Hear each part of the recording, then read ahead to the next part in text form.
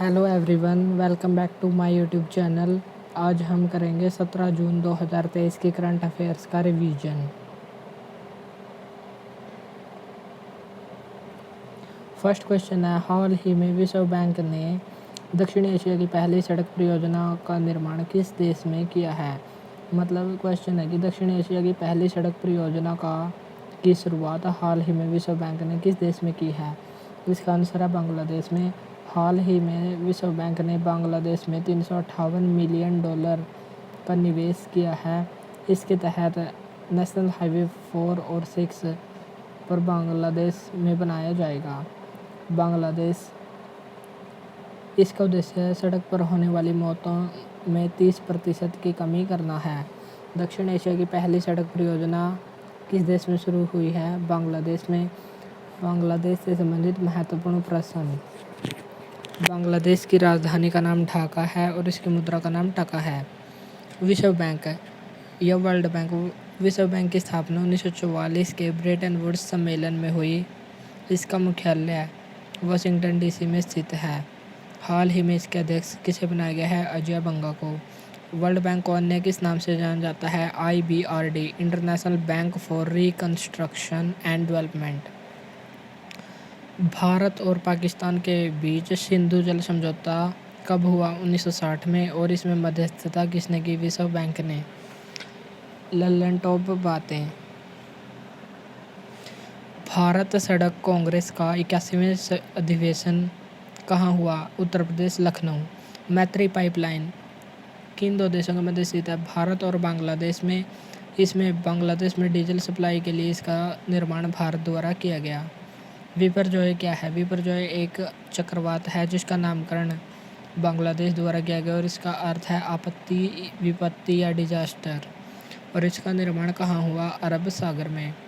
बंधन एक्सप्रेस, मैत्री और मिताली एक्सप्रेस किस देश के बीच चलती है? भारत और बांग्लादेश।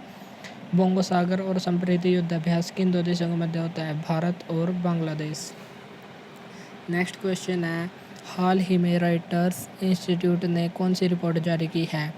Digital news report 2023। इसका उद्देश्य क्या है? इसका उद्देश्य विश्व में किस समाचार पत्र पर कितना विश्वास करता है यह बताना इसका मुख्य उद्देश्य है। समाचार पत्रों में विश्वास करने में पहला स्थान किस देश का है? फर्स्ट स्थान है फिनलैंड। 69% लोग समाचार पत्रों में विश्वास करते हैं। और भारत का स्थान कौन से नंबर पर है? 24वां। भारत के लगभग 38% लोग समाचार पत्रों में विश्वास करते हैं। और इस सूचकांक में अंतिम स्थान ग्रीस यानी कि यूनान का है, जहाँ के 19% लोग समाचार पत्रों में विश्वास करते हैं। और भारत में भी किस न्यूज़ या समाचार पत्र में लोग अधिकतर विश्वास करते हैं? डीडी इंडिया 70% लोग और ऑल इंडिया रेडियो को 69 यानी कि 69% लोग विश्वास करते हैं। लोगों की जानकारी या लोग न्यूज़ पढ़ने के लिए किस स्रोत का प्रयोग करते हैं? अधिकतर 56% लोग यूट्यूब से न्यूज़ को पढ़ना पसंद करते हैं। रॉयटर्स इंस्टीट्यूट की डिजिटल न्यूज़ रिपोर्ट में पहला स्थान किस देश का है? फिनलैंड का। लल्लन टॉप बातें। वर्ल्ड प्रेस फ्रीडम इंडेक्स को कौन जारी करता है? भारत में हाल ही में 2023 में जारी किया गया। भारत की इसमें रैंक 161वीं है और इसको रिपोर्टर्स विदाउट बॉर्डर नामक संस्था द्वारा जारी किया जाता है। विचार एवं अभिव्यक्ति की स्वतंत्रता किस अनुच्छेद से संबंधित है? अनुच्छेद 21 के ए पार्ट में। पुलित्जर पुरस्कार, इसका संबंध पत्रकारिता से है और हाल ही में अमेरिका के अंतर्राष्ट्रीय रिपोर्टिंग के लिए अमेरिका में दिया जाता है। अंतर्राष्ट्रीय रिपोर्टिंग के लिए यह पुरस्कार हाल ही में न्यूयॉर्क टाइम्स को दिया गया। पत्रकारिता का मुक्तिदाता किसे कहा जाता है? चार्ल्स मैटकॉफ को। नेक्स्ट क्वेश्चन है, हाल ही में एग्नेसी इंटरनेशनल एनिमेशन फेस्टिवल किस देश में मनाया गया? यह एग्नेसी इंटरनेशनल एनिमेशन फेस्टिवल हाल ही में फ्रांस में आयोजित किया गया और इसकी शुरुआत 1960 में हुई। इसमें पहली बार भारत ने भाग लिया। एनिमेशन, विजुअल इफेक्ट और गेमिंग, कॉमिक्स आदि इसमें शामिल हैं और इसकी पवेलियन थीम क्या है? सरस्वती यंत्र। नेक्स्ट है, जर्मनी की राजधानी का नाम क्या है? बर्लिन। एयर डिफेंडर अभ्यास किस संस्था का है? नाटो का। और हाल ही में एयर डिफेंडर अभ्यास कहाँ हुआ? जर्मनी में।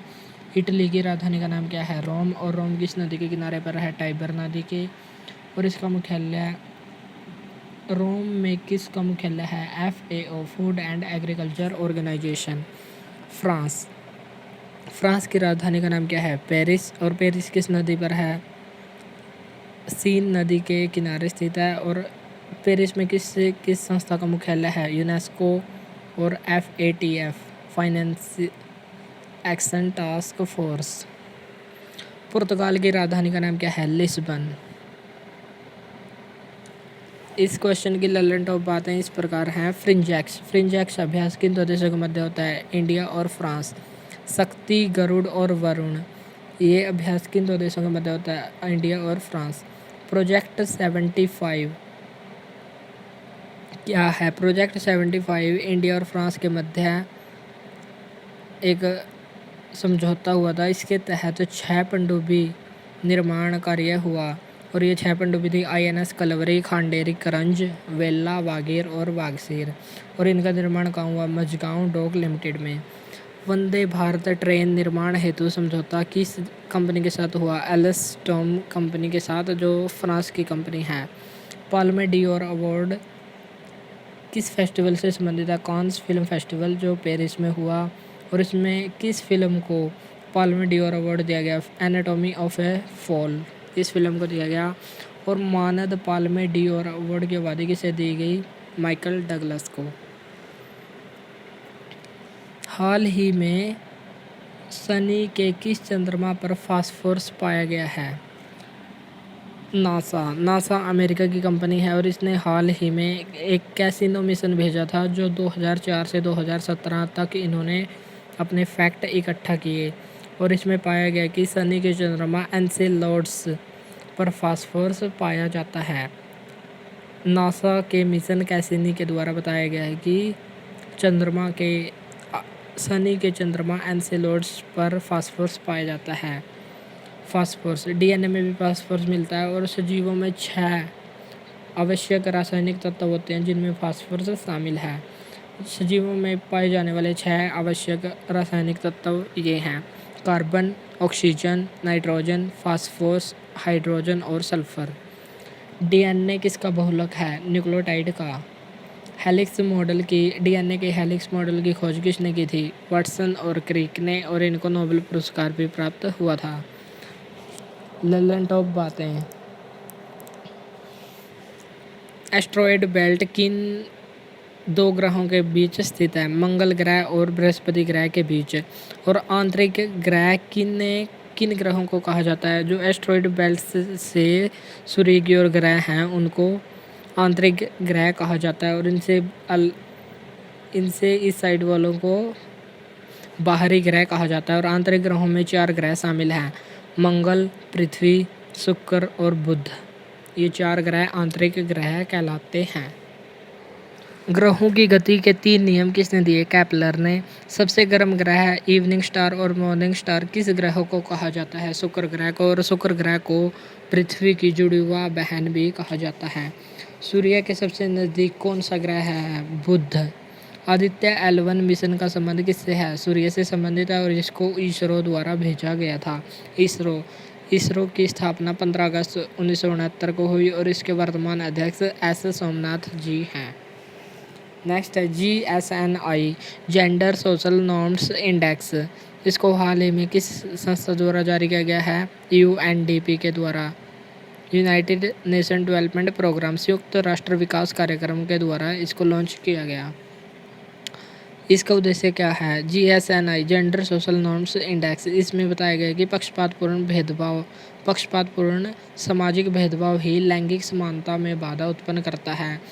इसके तहत 10 में से 9 पुरुष और महिलाएं महिलाओं के लिए पूर्वाग्रह रखते हैं, अर्थात वह समझते हैं कि महिलाएं पुरुषों से कम होती हैं।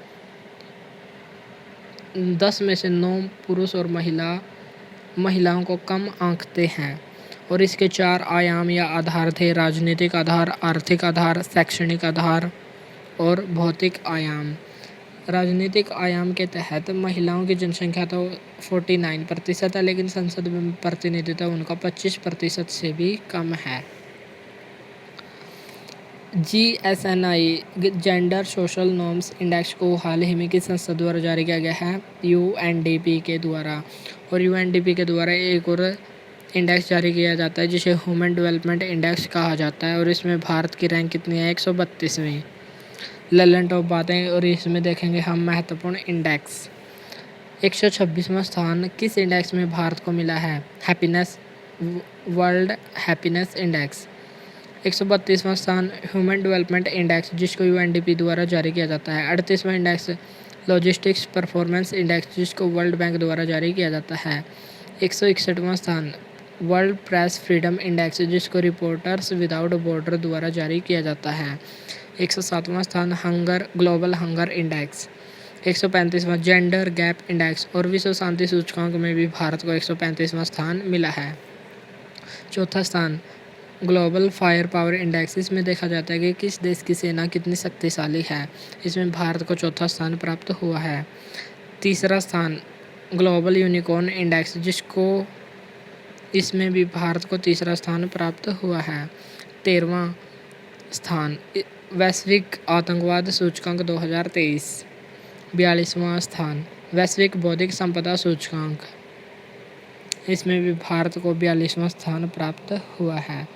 नेक्स्ट क्वेश्चन है, 15 जून को कौन सा दिवस मनाया गया? वर्ल्ड विंड डे, विश्व पवन दिवस मनाया गया। और इस वर्ष इसकी थीम क्या रखी गई?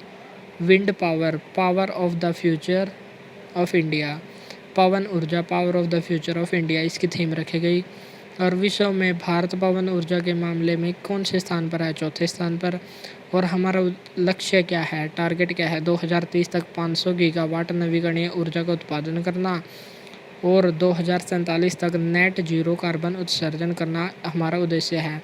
500 मेगावाट नवीकरणीय ऊर्जा उत्पादन और 2047 तक नेट जीरो कार्बन उत्सर्जन। महत्वपूर्ण बातें हैं, पवन ऊर्जा स्थापित क्षमता के मामले में सर्वाधिक वृद्धि वाला राज्य कौन सा बना है? राजस्थान। पवन ऊर्जा के द्वारा बिजली उत्पादन करने वाला पहला राज्य कौन सा बना है? गुजरात। क्षमता में वृद्धि करने वाला तो राजस्थान बना है, लेकिन बिजली उत्पादन में पहला राज्य गुजरात बना है। ललन टॉप बातें, ऊन उत्पादन में पहला स्थान किस राज्य का है? राजस्थान का। राजस्थान में कुल कितने जिले हैं? राजस्थान में 19 जिले और 3 नए संभाग बनाए गए, और अब राजस्थान में 50 जिले और 10 संभाग हैं। मुख्यमंत्री चिरंजीवी स्वास्थ्य योजना राजस्थान राज्य से संबंधित है। पहले इसकी स्वास्थ्य बीमा योजना, पहले इसकी बीमा राशि 10 लाख रुपए थी, लेकिन अब बढ़ाकर 25 लाख रुपए कर दिया गया है।